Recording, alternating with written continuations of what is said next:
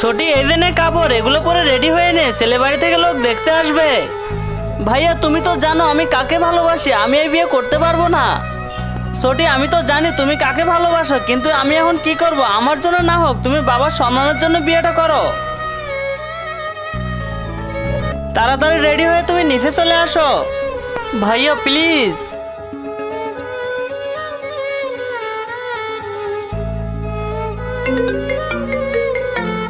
জি ভাইয়া বলো। বোন তুই ভালো আছিস তাই না? ভালো কেন থাকবো না, তোমার আর বাবার পছন্দ তো আমি বিয়ে করেছি। সামান্য একটু ভুল হলে আমাকে ধরে প্রত্যেক দিনে মারে, আমি অনেক সুখে আছি। তোমরা তো অনেক খুশি হয়েছে তাই না? আমি তো প্রেম করে বিয়ে করিনি, তোমাদের পছন্দ মতো বিয়ে করেছি। আরে তোর রান্না করতে কত সময় লাগবে? আচ্ছা ভাইয়া আমি তোমার সাথে পরে কথা বলবো, ওর জন্য খাবার রান্না করতেছি, দেরি হলে আবার আমাকে ধরে মারবে।